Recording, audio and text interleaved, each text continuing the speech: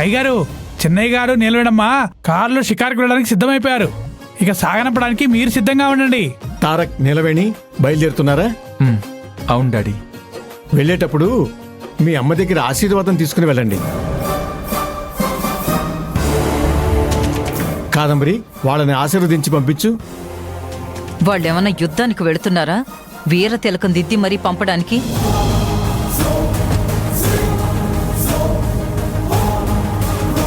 నువ్వు వీర తిలకం దిద్దకపోయినా పర్వాలేదు, ఇద్దరూ క్షేమంగా వెళ్ళి లాభంగా రండి అని దీవిస్తే చాలు.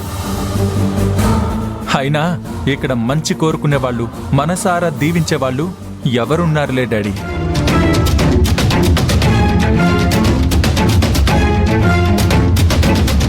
ఇక్కడ ఆశీర్వదించడానికి ఆవిడ సిద్ధంగా ఉన్నా ఆశీర్వాదం తీసుకోవడానికి నేనైతే సిద్ధంగా లేను. ఏంటి బామ్మర్ది, మంచి హుషారు మీద ఉన్నట్టున్నావు? ట్రిప్ అనగానే టిప్ టాప్గా తయారై బయలుదేరుతున్నావు. ఎంత టిప్ టాప్ గా వెళ్తే ఏం లాభంలేండి. ఈ మధ్య విహారయాత్రలన్నీ విషాదయాత్రలుగా మారుతున్నాయి. అలాంటి విషాదవేది వీళ్ళ ట్రిప్ లో జరగకుండా చూసుకోమని చెప్పండి.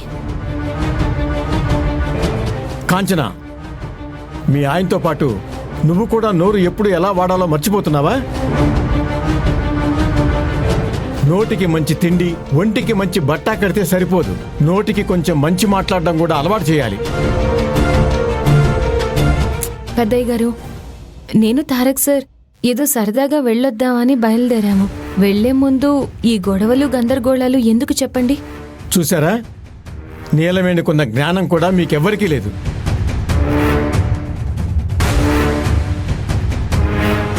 అయ్యా, మన ఇంట్లో ఈ చర్చలు సమావేశాలు ఎప్పుడు ఉండేవే కదా. చిన్నయ్య గారు నీలవేణమ్మ బయలుదేరితే లేచిన నోళ్లు ఆటోమేటిక్ గా అవే ఆగిపోతాయి. తారక్, నీలవేణి, ఇక మీరు బయలుదేరండి. అలాగే డాడీ. ఆ కుక్టే అయ్యా, లగేజ్ కార్లో పెట్టి. అలాగే అయ్యా.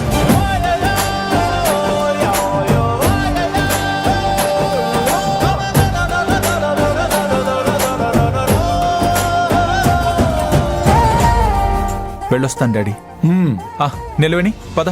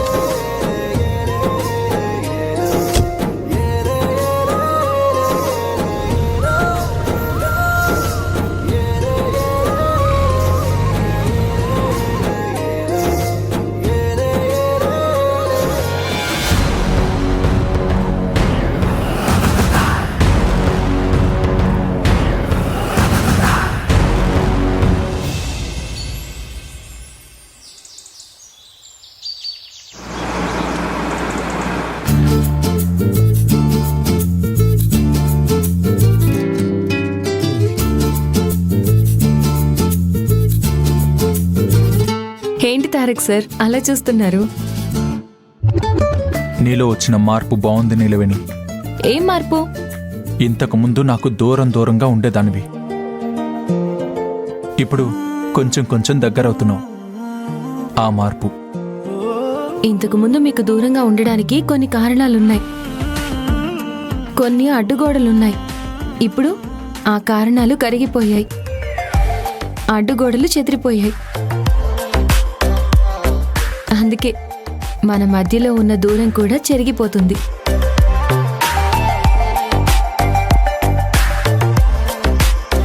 అమ్మయ్యా, ఇంతకాలానికైనా ఆ దూరాన్ని చెరిపివేసి దగ్గరవడానికి ప్రయత్నిస్తున్నావు. నాకదే చాలు.